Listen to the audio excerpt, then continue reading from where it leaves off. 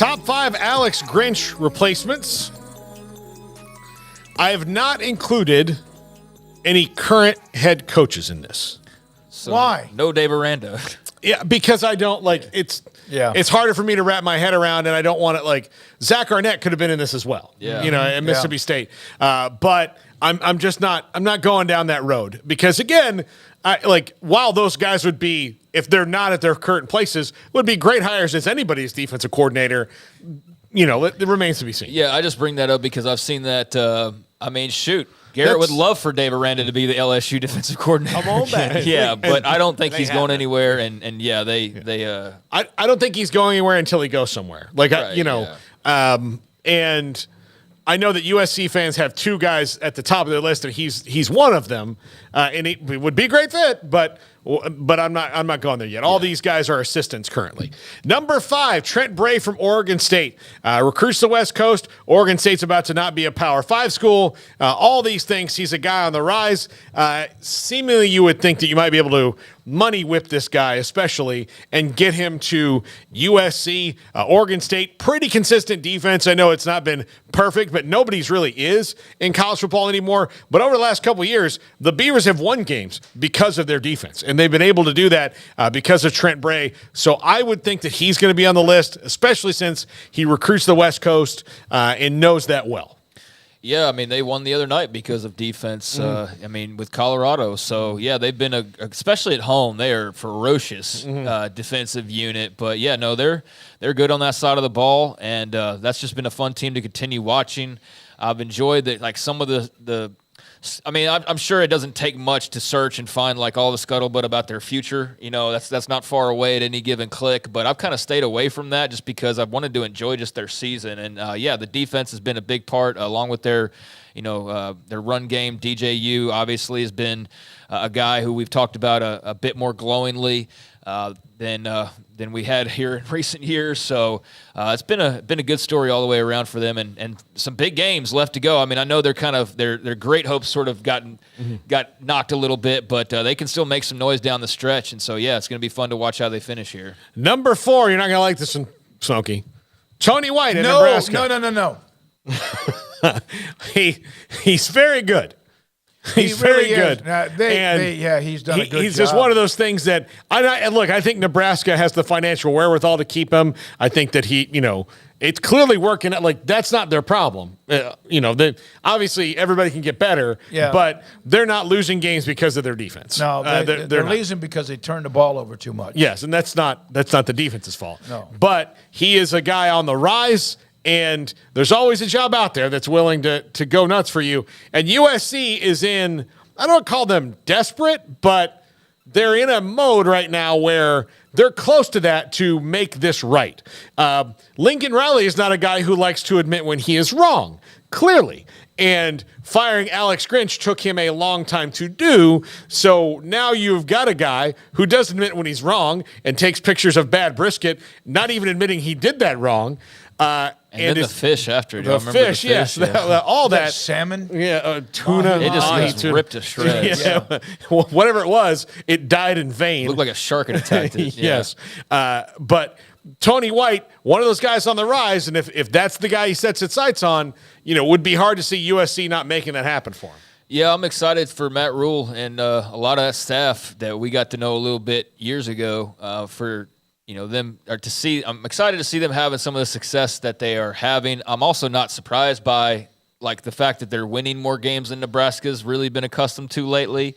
I'm also not surprised that it's not the sexiest product in the world, but I think that Nebraska fans are just hey, just win games and we'll be Iowa fan and just get to, and it's not that bad. But I do wonder.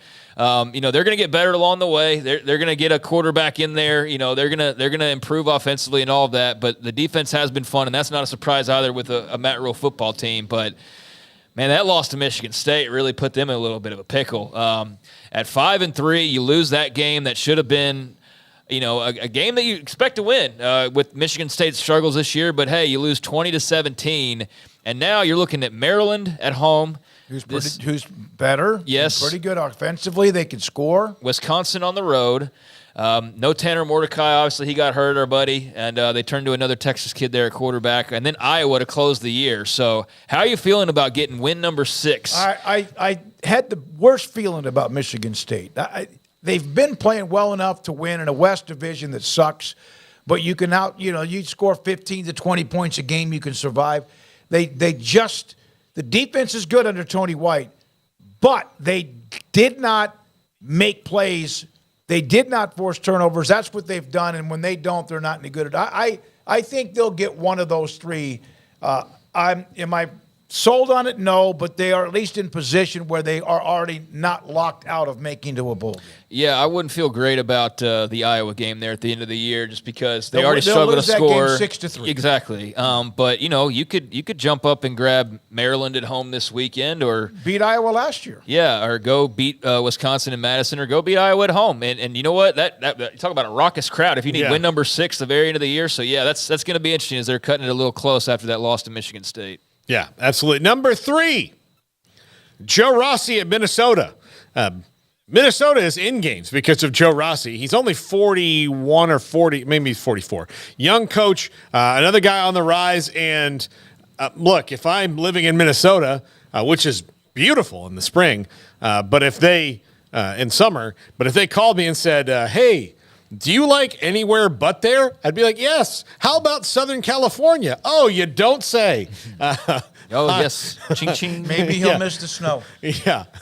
Maybe he's one of those guys. But they're doing very well. They're very good on the defensive side of the ball under PJ Fleck. They're not good on offense. This could be the match that they need to happen at USC. So I would not be surprised to see Joe Rossi get a call. He's from Pittsburgh, Pennsylvania. He wants cold weather. Okay. I mean, like, eventually. Remember Coach Rutgers, Maine. Hey, look, Smoak, I grew up around a bunch of people from that part of the country that eventually said, F it, I'm going to go live on a canal. I'm just telling you. But they are pretty good. But is everybody in the West defensively pretty good, or are they just not very good on offense? I think both. I think both, and I think I can't wait for the divisions to go away so that we can see a better conference matchup than just like whoever's the best out of this group that's clearly not up to snuff with like the top 3 teams over here in any given year. Well, Wisconsin and Purdue, I know Purdue's not in that side, but Wisconsin is the first one that did something about it, knowing what's coming. Right, with Fickle? Yeah, with Fickle and Phil Longo and all that. Now, they're not great at it right now, but they're the ones who've been like, all right, well, we've got to adjust. Yeah, and I understand that there might be the sentiment, and I think it's valid of like, well, it's not going to be great because then you rule out the Iowas or the Wisconsin, or I'm not, but you know what I'm saying, like Nebraska getting in there because now they'll have like less than 5% chance in any given year because they'll have to go against everybody. So I see both sides of it. But, yeah, when you're talking about, like, well, somebody's got to win this side and the other side's, like, stacked to death, it's like, we could probably get a better matchup in the end here. You know? That's cyclical, but not lately. Right, not lately. Purdue is in the West. By the way, that Minnesota loss last weekend was really bad. That was a really bad loss to Illinois. Purdue played in the championship game. Yeah, so, Purdue and Wisconsin have done something about this. And, look, just because you say that they have a 5% chance or whatever, that's true. But if you have the wherewithal to do it, you can do it. Like, nobody's stopping Iowa from changing and being a new. Kirk Ferentz. I mean, other than their coach, they still win. They're here. They are. They're 72. By the way, everyone in the West, only Wisconsin has over 200 points, 212 through 9 games. Do the math. Well, all of them would be fired. Like Brian Ferentz. 5 of the 6, 6 of the 7, or 5 of the 6 in the East have 240 up to nearly 400 points scored. Yeah. Because they're playing the teams in the West. Yeah. Also, I do think that Iowa set that bar for Brian Ferentz because they knew that there would be no way that he could clear it. So they would have their excuse. Number 2, Tony Gibson at NC State. I don't know if you guys have caught NC State in the last couple weeks. They are really rolling along. Actually, they just announced that their quarterback, MJ Morris, who's helped them through this streak they're on, he's played his 4 games. He's going to redshirt the rest of the year because they're in a quarterback situation next year where they're losing, some veterans, and they only have an incoming freshman in him. So he's going to redshirt the rest of the year, and Brent Armstrong back in as starting quarterback. But they win games on the back of this defense, who is really, really good under Tony Gibson. Now, he might be in position to take a head coaching job, which, makes him more difficult to maybe grab than some of the other guys on this list. But I think they could do a lot worse than Tony Gibson. And, no offense to NC State, but USC's a better job. Clemson and Miami, the last 2 games they've won. Yeah. It's 2 teams that I know they aren't quite what they would expect to be, but that's still nice wins. Well, I mean, their 3 losses are all to pretty dadgum good teams. They lost to Duke,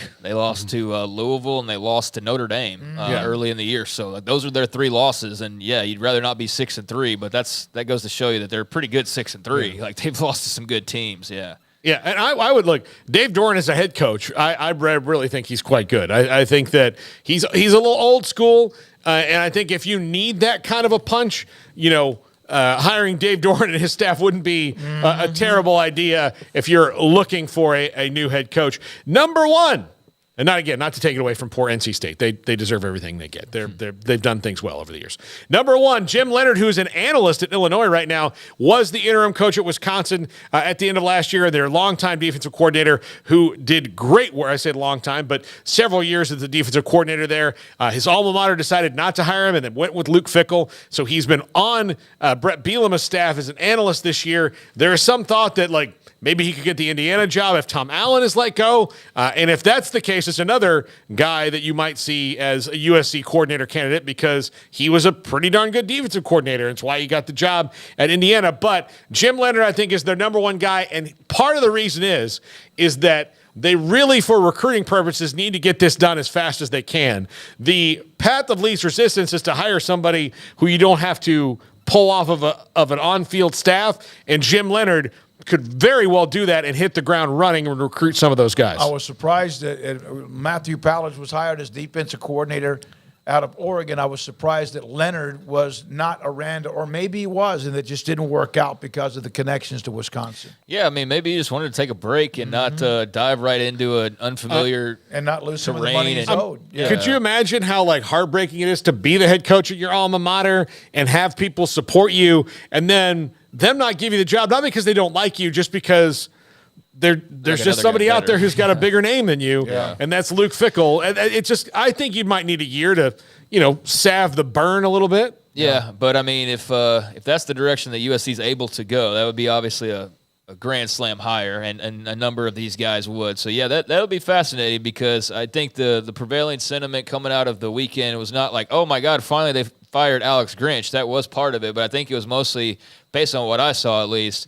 Man, they just wasted Caleb Williams last year, and they have totally, thrown all of the expectations to the wayside, and those are all gone and forgotten, and now it's just like, how strong can they close? And that's going to be the way that Caleb Williams' USC career ends, unfortunately, because that defense wasn't up to snuff, and really makes you wonder just kind of, how much second-guessing there is by Riley as far as should they have made a move prior to this year. Obviously, when you're firing a guy a little over midway through the season, yeah, you probably should have. But, hey, hindsight's 20/20, and they'll probably swing a big stick, and Jim Leonard would be a grand slam, like I said. By the way, Paxton asked Paul